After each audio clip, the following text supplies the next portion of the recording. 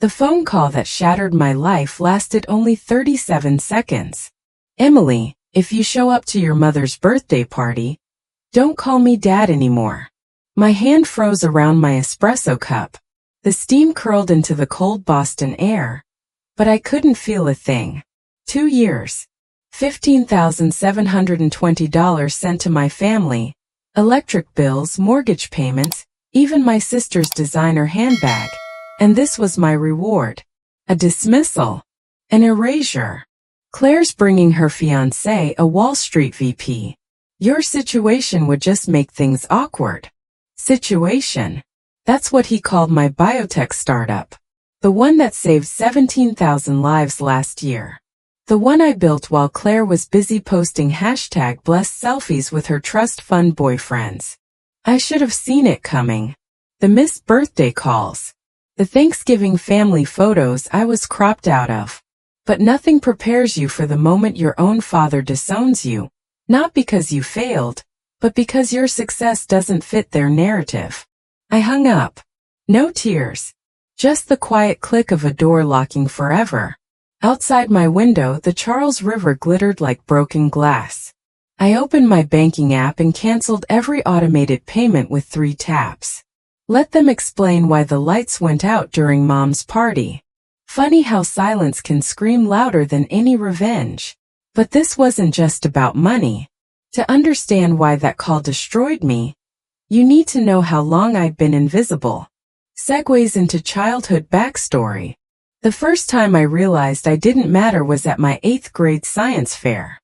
My volcano project, meticulously built for weeks, had just won first prize. As I stood beaming by my blue ribbon, Claire burst into the auditorium in her cheerleading uniform, fresh from losing a regional competition. "Mom! Dad!" she wailed. And just like that, their cameras swiveled away from me to comfort her. The local newspaper even cropped me out of the winner's photo, just Claire's arm visible in the corner, her Tiffany bracelet glinting. That became the pattern of my life. Claire sparkled and I faded into the background. In high school, while I was taking AP chemistry nights at the community college, Claire was crowned homecoming queen. At graduation, Dad handed her the keys to a Mercedes. My gift? A handshake and don't waste that MIT scholarship. But the worst betrayal came sophomore year of college. I'd been accepted to Harvard Medical School's early admission program. A dream I'd worked toward since dissecting my first frog at 12. That same week, Claire dropped out of her 3rd college after another modeling opportunity fell through. "We need you to defer," Mom said over pancakes at IHOP. Not asked. Demanded. "Claire's struggling. The money we saved for her tuition is gone, and your father's bonus didn't come through." The syrup on my plate congealed into amber sludge as they explained their plan. I'd take a gap year, work at Dad's firm to pay Claire's rehab bills again, then reapply later. "It's just 1 year," Dad said, squeezing my shoulder like he was doing me a favor. I should have said no, but 19-year-old me still craved their approval. So I watched my Harvard acceptance letter yellow on the fridge beneath Claire's modeling Polaroids, until Mom finally took it down to make room for her new headshots. For the next decade, I became the family's ATM with a STEM degree. A 2015, cashed out my 401k to keep them from foreclosing on the McMansion Claire accidentally put a down payment on. A 2017, missed presenting at the Biotech Summit because Dad needed help writing Claire's failed fashion blog. A 2019, paid $28,000 for their Mediterranean cruise, the one I wasn't invited on because, as Claire texted, "It's a family vacation." Through it all, they weaponized my competence. "You're the strong one. Claire needs us more." Like my stability was permission to neglect me. The final straw came Thanksgiving 2021. I just published groundbreaking Alzheimer's research when Aunt Linda asked about my work. Before I could answer, Claire dramatically announced her influencer collab with a teeth whitening brand. As the table erupted in applause, Mom leaned over and whispered, "Don't upstage your sister." That's when I finally saw the truth. I wasn't just invisible. I was being erased. That night, I started transferring my lab notes to a private server. The next morning, I incorporated under an LLC they'd never think to search. And when Claire borrowed my life savings for her latest scheme 6 months later, I let her. Because some fires need to burn everything down before new growth can rise. But families like mine don't notice quiet rebellions. It took losing their ATM to finally see me. Segues into financial cutoff consequences. The envelope arrived on a Tuesday. Thick, cream-colored, with the embossed logo of my father's estate attorney. My hands didn't shake as I slid it open. Years of clinical training had taught me to detach. But nothing could prepare me for the words "last will and testament" of Richard Caldwell, and the line that made my coffee curdle in my stomach. To my daughter Claire Caldwell. The primary residence, investment portfolio, and family heirlooms. Then, 6 pages later, buried beneath bequests to cousins I'd never met. To Emily Caldwell, $10,000 to be paid from the liquid cash account. $10,000. The exact cost of Claire's Balenciaga purse collection last Christmas.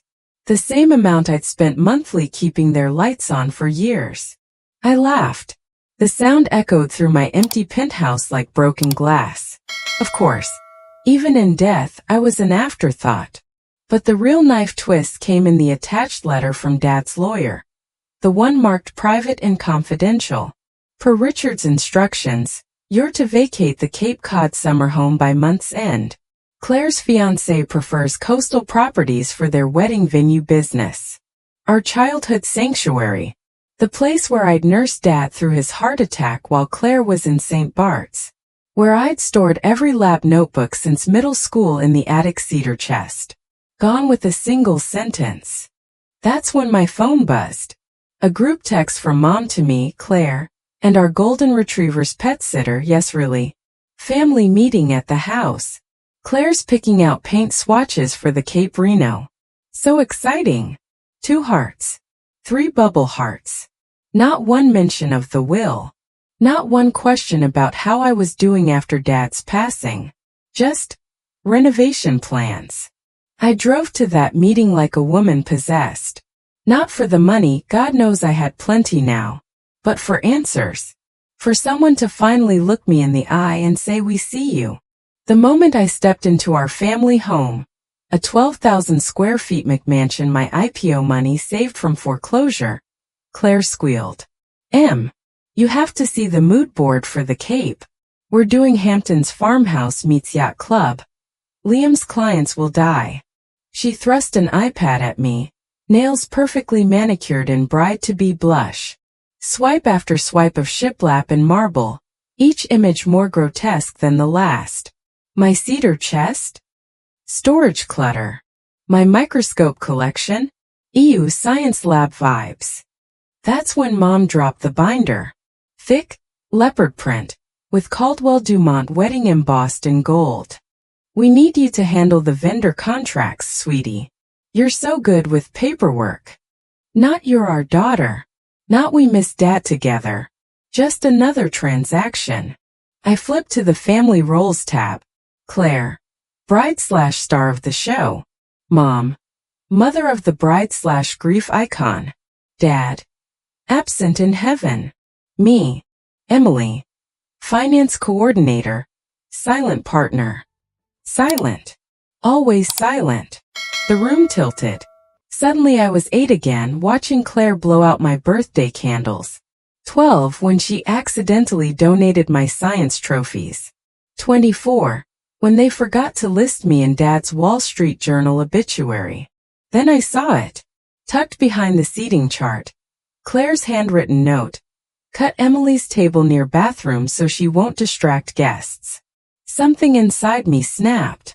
I took out my phone and pulled up the LLC filings I'd quietly prepared months ago. The ones listing me as sole owner of every patent Dad had borrowed for his failing firm. The trademarks on our family recipes Mom sold to Food and Wine under Claire's name. The deed to the Cape House, transferred to me during Dad's illness when he'd signed anything put in front of him. Actually, I said, voice colder than liquid nitrogen, I have some paperwork of my own. The silence was volcanic. Claire's manicure clicked against her champagne flute. Mom's fillers froze mid-twitch.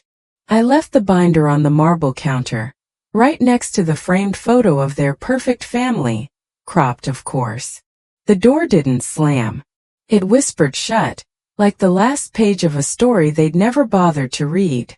Normal people would have exploded, but I'd spent a lifetime perfecting something far more dangerous. Segues into silent revenge planning.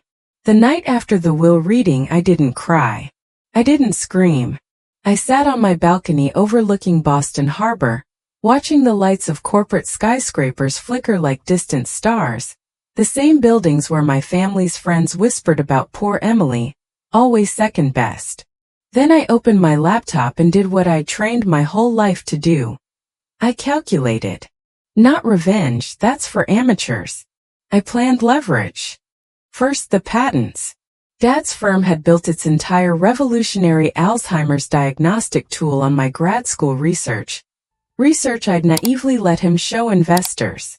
A quick patent search confirmed it. They'd filed under his company's name, but the IP trail led straight back to my lab notebooks. The same notebooks now safely digitized in 3 offshore servers. Next, the Cape Cod house. That vacation home Claire wanted to turn into a wedding venue? The deed transfer during Dad's illness wasn't just ethical. It was airtight. I'd had his oncologist witness the signing. For Emily's future, Dad had slurred high on morphine. Now those 4 words were worth $4.2 million in prime waterfront property. But the real jewel? The Caldwell family cookbook Mom had monetized. Those secret recipes in Food and Wine? Every one contained my handwritten notes in the margins, dated 2 years before Claire supposedly developed them. A quick copyright search later, and I owned 63% of its royalties. I worked until sunrise, the blue light of my screen mixing with dawn's first streaks. Not a single document shredded. Not one angry email sent. Just a Google Drive folder titled Caldwell Legacy Project growing heavier by the minute. The next morning, I walked into my biotech firm's headquarters with dark circles and steady hands. My CFO gaped when I declined coffee. I'm saving my caffeine quota for the FDA call, I lied. The truth? I needed my mind surgically precise when Claire inevitably came begging. She lasted 3 days. The call came at 11:17 p.m. Not from her, from Liam. His voice cracked like he'd been crying. Your sister's investors just pulled out. Something about patent infringement. I sipped peppermint tea, watching my reflection warp in the silver spoon. How unfortunate. Silence stretched. Then the whisper I'd waited a decade to hear. What do you want, Emily?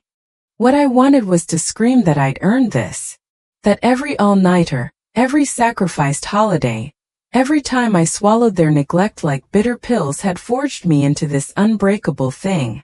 What I said was, I want absolutely nothing from any of you. Because true power isn't in taking. It's in walking away when they finally see your worth.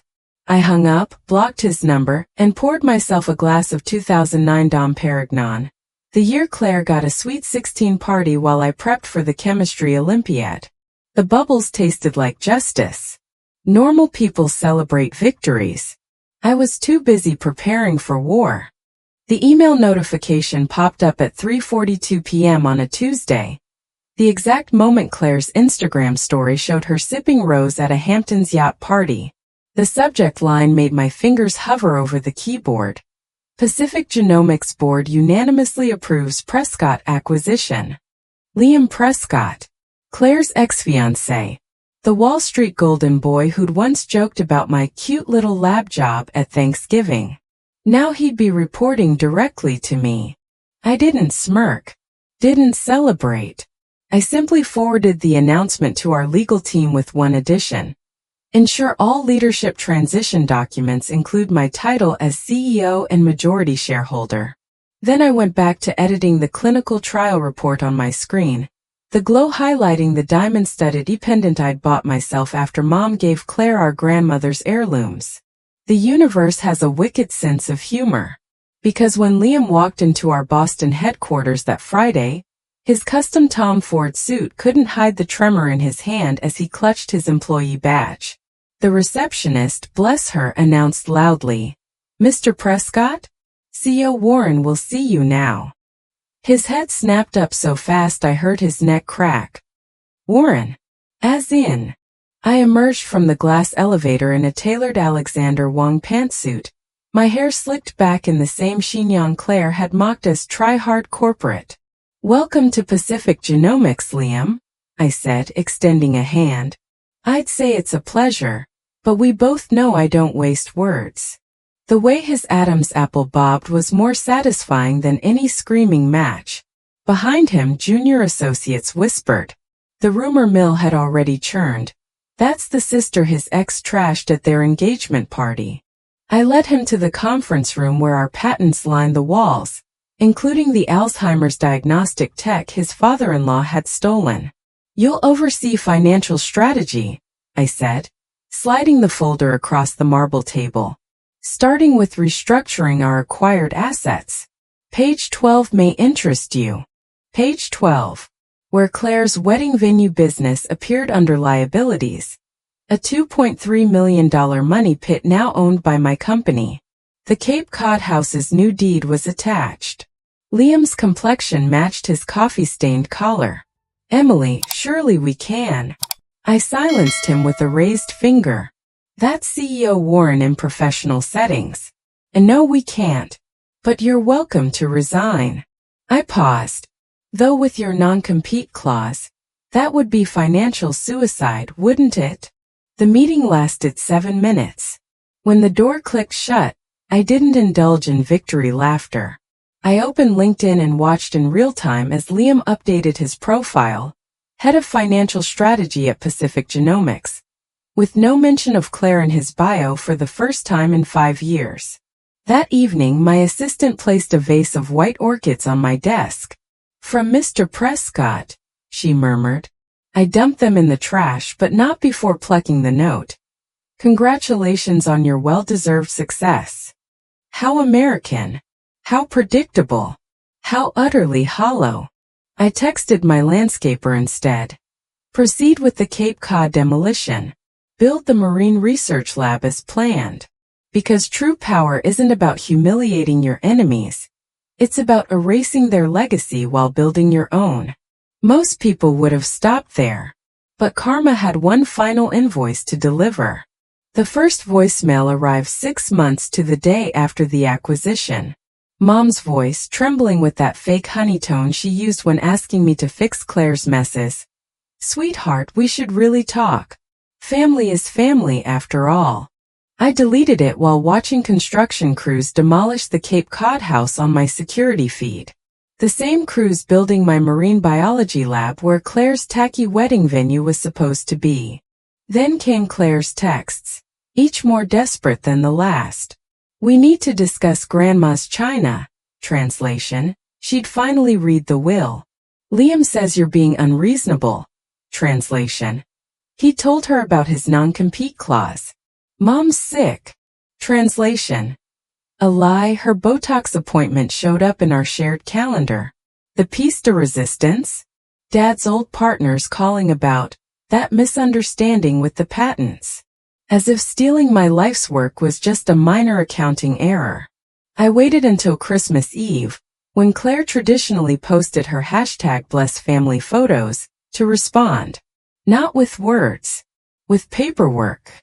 3 envelopes delivered by courier. One to Mom. A copy of the FDA approval for my Alzheimer's drug. The one developed from those borrowed patents with a sticky note. "Merry Christmas from the difficult daughter." 2 to Claire. A Zillow listing for the Cape Cod property's new $8.5 million valuation as a research facility, plus an invoice for unauthorized furniture removal. 3 to Liam. His signed resignation letter with a bonus check for $1, The exact amount he'd once tipped a waiter who spilled water on Claire's Valentino. My phone exploded at 11:03 p.m. Not with apologies. With demands. How dare you sell our home? Claire. After everything we sacrificed for you. Mom. This is career suicide for me. Liam.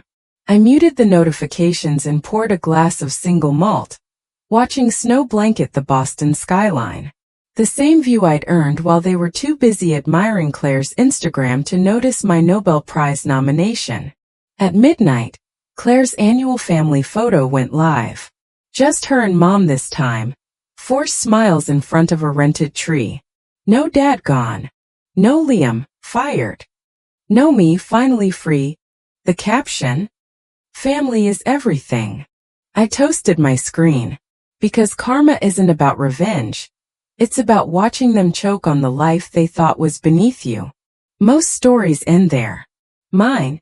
I saved the best twist for tax season. The final confrontation happened at a Starbucks. How very American. Claire had begged for a meeting after seeing my face on Forbes' 30 Under 30 science list. Her text laced with uncharacteristic humility. I miss my sister. I chose a corner table near the electrical outlets, a practical power move. When she arrived in head-to-toe Lululemon, her new humble influencer rebrand, I didn't stand up, just sipped my black coffee and waited. Her opening volley was vintage Claire. You've changed. The old Emily would never. The old Emily died when Dad willed you Grandma's pearls and left me a guilt trip, I interrupted, sliding a folder across the table. Inside, IRS forms proving I paid their back taxes on the Cape Cod property. Merry late Christmas. Her perfectly microbladed eyebrows twitched. So what? You think money fixes everything? No, I said, pulling out my phone. But this might. The screen showed Pacific Genomics' latest clinical trial results. The Alzheimer's drug developed from my stolen research now helping patients like Mom's forgotten nursing home friend. Claire's latte shook in her hand. You're being cruel. I'm being clear, I corrected. You don't miss me. You miss my silence. My money. My willingness to be your shadow. I stood, leaving a $20 bill under my cup. But here's the lesson, Claire. The most powerful word in English isn't revenge. It's no. As I walked out, I heard her snap. You'll regret this when you're alone. The barista, a NYU pre-med who'd recognized me from journals, handed me a fresh coffee. On the house, Dr. Warren. That's when I realized I'd built my own family. Of colleagues who cited my work. Of patients who owed me their memories. Of baristas who understood the assignment. Claire kept texting for months. I never replied. Not because I wasn't strong enough to forgive, but because I was finally strong enough to choose myself. And that's how a lab geek outgrew her family tree. The moment we posted Emily's story, our notifications exploded like champagne corks. 87% of you voted Team Emily in our poll, but the real gold was in your comments. When she left that $20 bill at Starbucks. Iconic. That's the energy I'm bringing to 2024. At Harvard Law Barbie 2.3K likes. As a therapist, I use this video to show clients what healthy boundaries look like. Textbook case of narcissistic family dynamics. Dr. Rebecca Young, PhD, pinned comment. Claire's stance came hard too. Sorry, but cutting off family is never the answer. Blood is thicker than patents. At Claire's cousin, 38 replies roasting this take. Our DMs flooded with your own stories. Like Maria who finally confronted her golden child brother after watching. Or James who quit being his family's ATM. The most chilling? A message from @Richard Caldwell Jr. Yes, really my sister did the same thing. Now she's a billionaire and we're not. Drop your hottest take below. Was Emily too harsh? Should Claire get a redemption arc? And to everyone who's been the invisible child, your chosen family starts right here in these comments. But before we wrap, Emily left us one final bombshell. The last time we saw Emily Warren, she was sipping espresso in her Boston penthouse, watching snow blanket the city she now owned, figuratively and literally. Her marine research lab opened on Cape Cod's ruins, its glass walls reflecting the Atlantic like middle fingers to her past. Claire? Last spotted selling authentic family recipes on a home shopping network. Liam? Transferred to our Anchorage branch, BRRR. Mom? Still tags Emily in #FamilyFirst posts. Comments disabled, of course. But here's the twist you didn't see coming. Emily never sold the patents. She licensed them royalty-free to nursing homes nationwide. That Alzheimer's drug? Renamed Warren's Grace. Her Instagram shows labs in Nairobi, lectures at MIT, and most telling zero family photos. Just one framed quote in her office. They told me I was nothing without them. Joke's on them. Nothing looks damn good in Prada. So does she miss them? Please. But every Christmas, a mysterious donation appears at Dad's old golf club. Enough to cover caddy scholarships for STEM girls. The memo line? From the invisible daughter. Before you go, Emily left one final message for anyone who's ever been the family afterthought. If Emily's journey hit home, smash that like button. It's the 21st century version of I see you. Tag someone who's been the family scapegoat in the comments. And for all my silent warriors out there, hit subscribe if you know the best revenge isn't screaming matches. It's building your own damn empire. Drop your "they said I couldn't" moment below. Spoiler alert. Your comeback story might be someone else's survival guide. Now go forth and be gloriously, unapologetically you.